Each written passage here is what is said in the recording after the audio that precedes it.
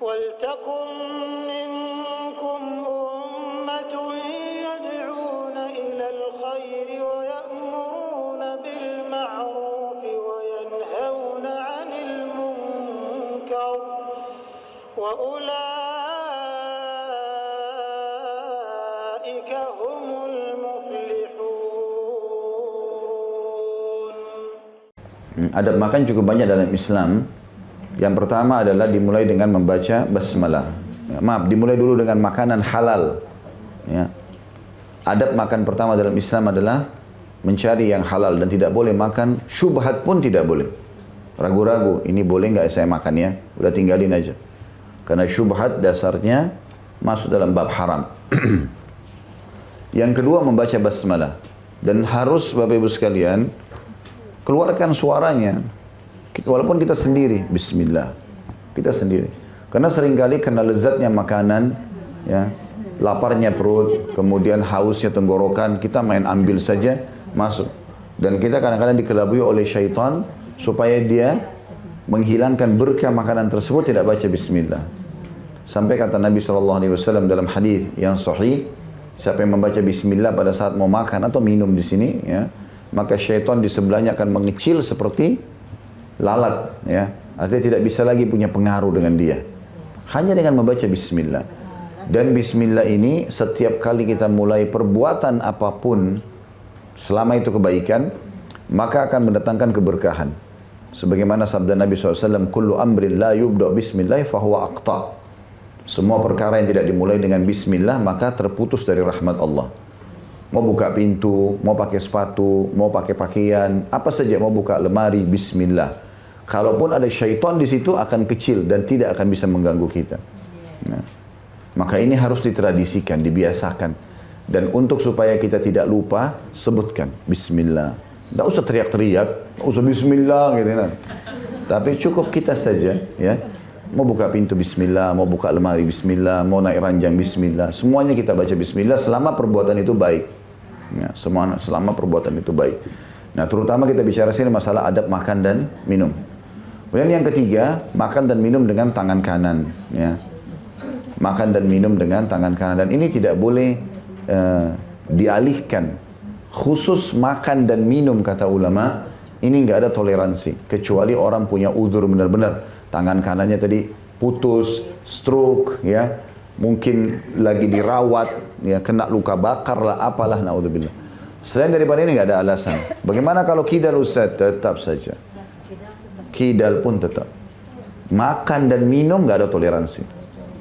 Menulis mungkin, ngangkat barang mungkin, tapi itu pun tetap dia harus terapi dirinya. Tapi khusus makan dan minum nggak bisa. Harus dia lakukan dengan tangan kanannya. Jadi dia berusaha. Subhanallah, saya pernah mempraktikkan dan melihat ke anak-anak saya tentang hadis ini. Itu ternyata memang dari kecil kita ini manusia sudah digoda syaitan agar makan dan minum dengan tangan kiri. Setiap kali saya kasih makanan pasti ke tangan kanan, dia ke tangan kirinya. Dia selalu masukkan mau tangan kiri. Syaitan sudah goda dari kecil. Saya alihkan lagi, pindah ke tangan kanan.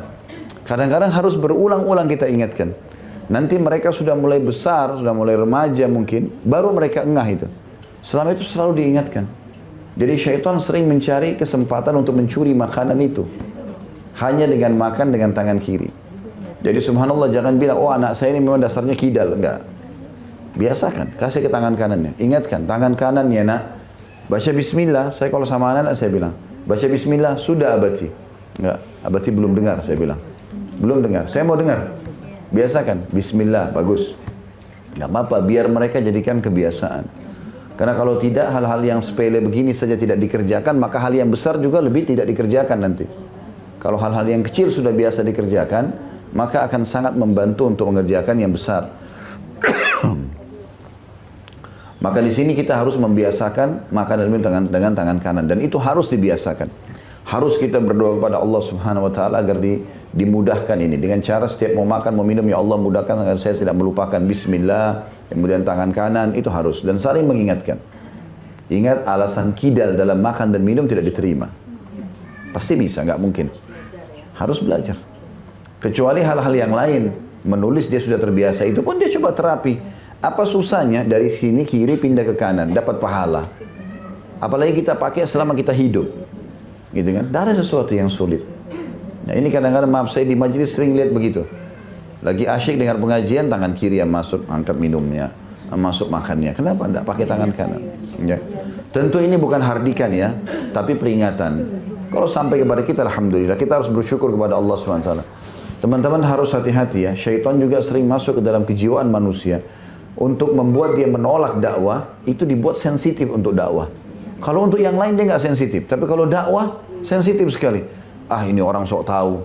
Wah, masa sih sekeras itu? Syaitan buat begitu. Tapi kalau bicara masalah bisnis, biar para bisnisnya orangnya kasar, nggak apa-apa bagi dia.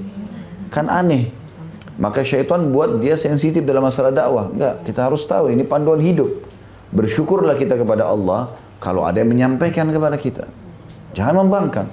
Kita belum bisa amalkan, bilang maaf saya belum bisa amalkan. Alhamdulillah, kalau kamu sudah bisa amalkan, insya Allah saya akan amalkan ya, doakan saya. Itu kan baik. Daripada harus membangkang, marah-marah sama orang yang nasihatin. Ya, itu parah sekali. Masa disampaikan kebaikan buat kita lalu kita menolak? Kan salah ya. Mestinya seperti itu. Maka ini pelajaran yang ketiga tentang pentingnya makan dan harusnya makan dengan tangan kanan dan tidak boleh ada pilihan. Pelajaran yang adab yang keempat dalam masalah makan adalah tidak menyelesaikan dengan satu suapan kecuali dasarnya memang itu kecil atau satu tegukan kalau minuman. Jadi sunnah Nabi SAW itu kalau minum mengganjilkannya. Ya, 3 kali misalnya. Jadi minum misalnya air putih walaupun kita haus. Bismillah, minum. Kemudian lepas. Dan Abdullah bin Umar setiap kali minum baca bismillah, setiap kali lepas alhamdulillah. Bahkan beliau sering kali untuk mengatur pola minum yang masuk ke tubuhnya itu sampai 10 dan 11 kali kadang-kadang dalam satu gelas. Bismillah dilepas, alhamdulillah. Bismillah lagi, alhamdulillah, gitu loh. Jadi mencari pahala dari satu perbuatan yang luar biasa. Dan Nabi SAW juga ingatkan, jangan kalian minum seperti unta. Ya, unta itu kalau minum, dia kalau sedot air, dia nggak berhenti sampai sudah masuk sekian liter ke tubuhnya. Maka dilarang. Unta punya leher panjang, leher kita pendek. Jangan disamakan. Ya. Maka ini harus hati-hati juga karena ini adab. Dan ada banyak penelitian tentang masalah itu tentunya. Orang kalau tiba-tiba walaupun dia haus ya. Dan ada peringatan juga dari Allah sebenarnya. Sebelum medis ini ya. Kalau dia minum buru-buru biasanya keselak ya. Tenggorokannya jadi nggak nyaman. Jadi akhirnya batuk, akhirnya segala macam. Itu peringatan dari Allah. Tubuh kita sendiri menolak itu. Maka cara yang terbaik adalah minum dan letakkan lagi. Juga kalau kita berhadapan sama orang kalau kita lihat minumnya sopan, pelan-pelan, kita hormati orang itu. Ada orang minum langsung dihabisin. Ambil lagi dihabisin. Karena orang juga nilai negatif. Allah buat fitrahnya itu tidak baik. Gitu. Kalau orang tidak mengikuti sunnah Nabi SAW. Yang kelima adalah tidak menghembuskan nafas atau bernafas pada saat mengunyah atau minum. Jadi misalnya kita lagi minum tadi, memang kita sudah nafas, pas kita mau baca bismillah minum, maka nafasnya ditahan. Bismillah lagi neguk masukkan itu jangan bernafas. Lepaskan, hembuskan nafas lagi. Ya, itu sunnah Nabi SAW. Dia melarang untuk menarik nafas ataupun menghembuskan nafas di makanan ataupun minuman. Maka itu juga termasuk adabnya. Kemudian yang keenam adalah memakan sesuatu yang dihidangkan di hadapan. Ya. Sebagaimana sabda Nabi SAW kepada Salamah. Salamah ini anaknya Ummu Salamah. Kebetulan beliau nikah sama janda namanya Ummu Salamah, anaknya ada Salamah. Tinggal bersama Nabi SAW. Waktu lagi dihidangkan makan sama Nabi SAW, maka Nabi bilang, wahai anak kecil, Samillah. Pertama sekali baca bismillah. Wa kul biyaminik, makan dengan tangan kananmu. Wa kul mimma yalik, dan makan apa yang dihidangkan di hadapanmu. Di sini khilaf ulama tentang masalah makan di hadapanmu. Ada yang mengatakan selama dia masih satu meja, maka masih dianggap hadapan. Dan meja itu ukuran memang untuk 1-2 orang makan, ya. Tapi kalau meja itu dasarnya panjang, maka cukup yang kira-kira kita terjangkau. Karena kalau kita ambil di sini, ambil di sana, maka orang juga menilai tidak baik. Ya. Beda kita tidak bicara kalau prasmanan ya. Prasmanan memang ini khusus nasi, sana khusus untuk tempe, sana untuk daging, beda. Tapi yang dimaksud sini adalah biasalah kita bicara bukan untuk acara pesta, tapi kita bicara umumnya orang kalau bertamu. Ya.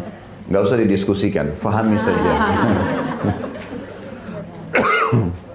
Dan jelas ini adab untuk menjaga agar orang tidak menilai kita negatif. Makan di hadapan maksudnya adalah makan di hadapan. Bisa juga bermakna makan di hadapan adalah makan yang sudah dihidangkan untukmu. Kalau habis, kamu baru ambil lagi. Supaya tidak kelihatan tamak. Ada orang piringnya penuh seperti gunung, tumpuk semua lauk-lauk di situ. Belum tentu juga dihabisin sama dia. Orang begitu lihat kita ambil begitu banyak, ini tamak orang ini ya. Apalagi kalau kita tinggalkan sisa, gitu kan? Itu tidak baik. Maka ini harus difahami ya. Maka ada adab-adab dan tata krama dalam masalah makanan ini. Jadi kita makan yang di hadapan kita artinya makan yang dihidangkan ataupun yang bisa terjangkau asal tidak berlebihan ya. Ini termasuk adabnya. Ini yang keenam ya, yang keenam kan? Iya. Ya, adab yang ketujuh sekarang ya adalah menutup dengan alhamdulillah. Sebagian ulama menambahkan sebenarnya adab ketujuh ini ya tidak mengambil porsi orang lain. Ada yang memasukkan masalah itu, terutama kalau kita diundang orang ya. Kadang-kadang kan ibu bapak ibu sudah tahu, kalau kita lagi diundang makan, biasanya kan orang hitung tuh, oh tamunya 50. Maka dia sudah tahu 50 ini kurang lebih seperti inilah. Maka ada orang enggak, sudah diatur telur potongannya satu-satu satu orang, diambil 3 lalu dipiring. Tempe memang untuk satu piring 2 potong, diambil 5 kan gitu. Maka ngambil porsi orang lain untuk apa? Karena dia pikir dirinya antri nomor 1, maka dia yang mengambil banyak. Fikirannya waswas syaitan, nanti kalau dia tidak ambil sekarang kehabisan. Padahal sebenarnya Nabi SAW ingatkan kepada kita tentang masalah makan ini. Kata Nabi SAW, wahai anak Adam, wahai manusia kita dipanggil, makanlah sesuatu yang cukup membuat tulang belakangmu bisa tegak. Artinya jangan makan terlalu banyak, gitu loh. Makan silakan kalaupun suka. Sehingga ini nanti orang kalau makan terlalu banyak berlebihan juga, dalam arti kata nanti orang menilai negatif, apalagi kalau di depan orang ya. Ini sendiri saja adab-adab ini kita terapkan, apalagi kalau depan orang gitu ya. Maka ini harus digarisbawahi juga adab yang ketujuh di sini, tidak mengambil porsi orang lain ya. Diceritakan dari kisah kecilnya Nabi Muhammad SAW pada saat ibunya meninggal umur 6 tahun, beliau dididik oleh kakeknya Abdul Muttalib 6-8 tahun. Begitu 8 tahun sampai menikah, itu tinggal sama pamannya Abu Talib. Abu Talib kebetulan punya anak banyak.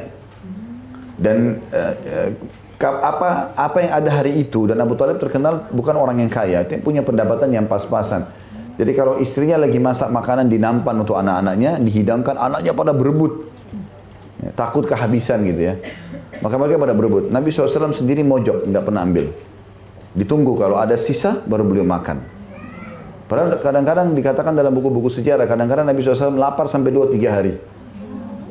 Setelah Abu Talib tahu, Abu Talib bilang sama istrinya, khusus Muhammad sendirikan porsinya. Dia tidak berebut sama orang-orang ini. Jadi kita tidak perlu berebut makanan sama orang lain. Gitu kan.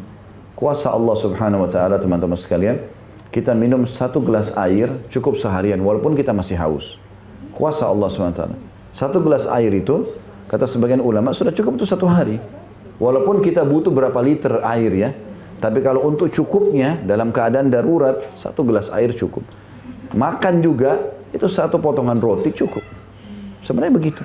Walaupun kadang-kadang masih lapar, tapi kita bicara cukup atau tidaknya. Kalau lagi banyak porsinya nggak ada masalah. Tapi kalau enggak, artinya sampai akhirnya porsi itu memang sudah kehabisan makanan, kita harus paham ternyata tubuh kita cuma butuhkan seperti ini dan itu. Ya. Dan seterusnya. Maka ini harus difahami. Yang ke-8 terakhir adalah menutup dengan alhamdulillah, bersyukur kepada Allah Subhanahu Wa Taala. 7 tadi itu tidak mengambil porsi orang lain. Ohnya panjang sekali. Baik. Di sini teman-teman sekalian, masalah alhamdulillah ini bukan cuma alhamdulillah saja ya, tapi ada hadis Nabi SAW yang mulia. Siapa yang selesai makan membaca alhamdulillahilladzi at'amanihi wa razaqanihi min ghairi haulin minni wala quwwah, ya, ghufira lahu ma taqaddama min dzambi. Jadi sebelum saya terjemahkan, saya bilang kadang-kadang kalau lagi makan sama beberapa ikhwah, sama-sama selesai makan, saya bilang, mau nggak? Sudah kenyang perutnya, dapat pengampunan dosa juga. Mau Ustaz? Baik, dengarkan hadisnya. Itu hadis tadi. Kata Nabi SAW, siapa yang makan dan selesai makan, lalu dia baca, segala puji bagi Allah, alhamdulillah, alladzi at'amanihi, yang telah menjadikan ini sebagai makananku, ya, atau memberiku makan makanan ini, warazaqanihi, dan menjadikannya rezeki untukku, min ghairi haulin minni wala quwwah, tanpa ada daya dan kekuatan dariku. Seperti la haula wala quwwata illa billah ya. Maka Nabi bilang diampuni dosa-dosanya yang lalu. Kita satu hari berapa kali makan? Apalagi ibu-ibu cemilannya Masya Allah. Apa ruginya? Sudah makan, kuenya enak, diampuni dosanya. Coba. Kan mudah sekali. Makanya tadi waktu saya sebutkan ini pasti syaitan bilang, kayaknya susah dihafal. Padahal sebenarnya tidak. Kalau diulang, kalau difahami enggak. Makanya tadi saya terjemahkan, Alhamdulillah, tahu kan? Baik. Segala puji bagi Allah. Alhamdulillah alladzi yang ya at'amanihi. Dalam riwayat lain kalau mungkin mau lebih mudah, riwayat lain mengatakan alhamdulillahilladzi at'amana wa razaqana. Alhamdulillahilladzi at'amana. Alhamdulillahilladzi at'amana wa razaqana min ghairi haulin minna wala quwwah. Jadi bisa diganti hi dengan na ya. Kalau memang yang dianggap hi-nya ini lebih berat, susah misalnya. Kan dibilang alhamdulillahilladzi at'amanihi wa razaqanihi min ghairi haulin minni wala quwwah. Bisa diganti alhamdulillahilladzi at'amana wa razaqana min ghairi haulin minna wala quwwah. Seperti itulah ya. Tapi ini doa setengah baris gitu, bukan satu baris. Cuma syaitan sering membuat kalau sesuatu yang baru kayaknya kita malas ya. Padahal sebenarnya ini pengampunan dosa. Kalau kita ulangi sehari kita makan 10 kali dengan cemil-cemilannya misalnya, maka 10 kali kita ulangi, hafal dengan sendirinya nanti.